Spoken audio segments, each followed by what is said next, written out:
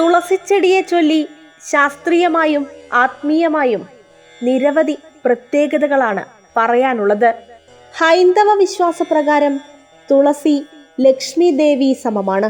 ലക്ഷ്മി നാരായണ സാന്നിധ്യമുള്ള പരിശുദ്ധ സസ്യമാണ് തുളസി എന്ന് ദേവി ഭാഗവതത്തിൽ പറയുന്നു. തുളസിമാല ധരിക്കുന്നവർക്കും തുളസിക്കാട് കണ്ട് മരിക്കുന്നവർക്കും മോക്ഷപ്രാപ്തി ഉണ്ടാകുമെന്നാണത്രേ വിശ്വാസം.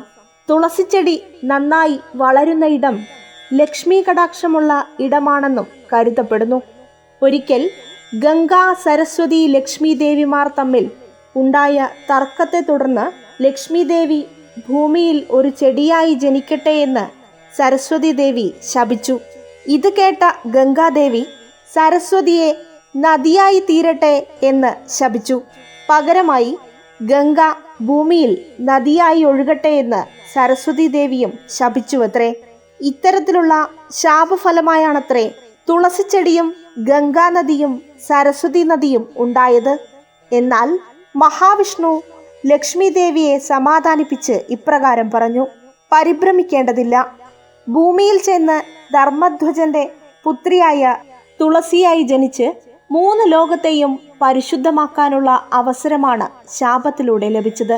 തൻ്റെ അംശമായ ശംഖചൂഡൻ എന്ന അമൃതസ്വരൂപിയുടെ ഭാര്യയായി കഴിയുന്നതിലൂടെ ഭവതിക്ക് വൈകുണ്ഠ പുനഃപ്രാപ്തി സിദ്ധിക്കുമെന്നും ഭഗവാൻ അരുൾ ചെയ്തു.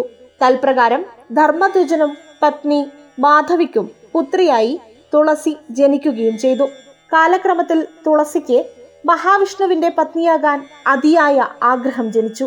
അതിനായി ബദരി ആശ്രമത്തിൽ ചെന്ന് തപസ് അനുഷ്ഠിക്കുകയും ചെയ്തു. ഈ സമയം വിഷ്ണു അംശനായി ശംഖചൂഡൻ ബംബാസുരന്റെ പുത്രനായി പുനർജനിക്കുന്നു. കാലങ്ങൾക്കിപ്പുറം ശംഖചൂഡൻ തുളസിയെ വിവാഹം ചെയ്തു. തുളസിയുമായി കൊട്ടാരത്തിലെത്തിയ ശംഖചൂഡൻ രാജാവായി വാണു. ദേവന്മാരെ ജയിക്കാൻ ബ്രഹ്മാവിൽ നിന്ന് ശംഖചൂഡൻ വരം നേടിയിരുന്നു. കൂടെ വിഷ്ണു കവചവും ശംഖചൂഡന് വരദാനമായി ലഭിച്ചു. ഇതിന്റെ അഹങ്കാരത്താൽ ശംഖചൂഡൻ ദേവന്മാരുമായി യുദ്ധത്തിലേർപ്പെടുകയും ത്രിലോകം മുഴുവൻ അടക്കി ഭരിക്കുകയും ചെയ്തു. പൊറുതിമുട്ടിയ ദേവന്മാർ വൈകുണ്ഠത്തിൽ ചെന്ന് മഹാവിഷ്ണുവിനോട് സങ്കടം പറയുന്നു. വിഷ്ണു ദേവന്മാരോടായി ഇപ്രകാരം പറഞ്ഞു: ശംഖചൂഡനും തുളസിയും ലക്ഷ്മി നാരായണാംശമാണ്. ആയതിനാൽ തുളസിക്ക് ചാരിത്രഭംഗം സംഭവിച്ചാൽ മാത്രമേ ശംഖചൂഡനെ വധിക്കാൻ സാധിക്കുകയുള്ളൂ. ശേഷം മഹാവിഷ്ണു ശംഖചൂഡന്റെ രൂപത്തിൽ തുളസിയെ സമീപിക്കുകയും തുളസി തെറ്റിദ്ധാരണയാൽ അദ്ദേഹത്തെ ആലിംഗനം ചെയ്യുകയും ചെയ്തു. ഈ സമയം ശംഖചൂഡന് നേരെ പരമേശ്വരാസ്ത്രം പായുകയും വൈഷ്ണവാസ്ത്രം ശംഖചൂഡൻ കാണുകയും ചെയ്തു. ശംഖചൂഡന് കാര്യം മനസ്സിലായി.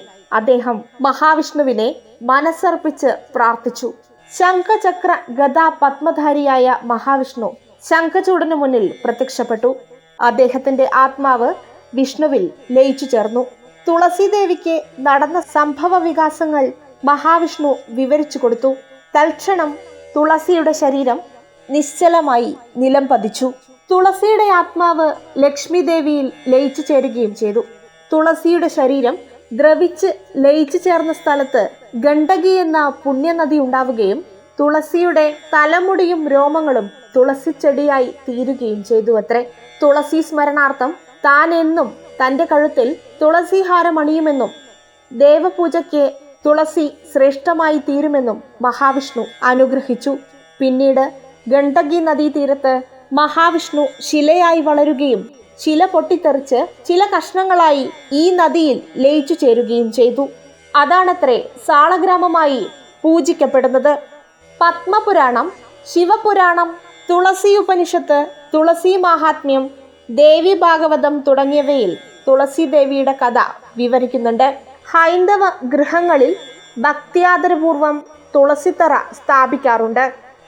സൂര്യപ്രകാശം കിട്ടുന്നതും വീടിന്റെ കിഴക്കുവശത്തു നിന്നുള്ള മുഖ്യ വാതായനത്തിന് നേർക്കുമാണ് തുളസിത്തറ സ്ഥാപിക്കുക.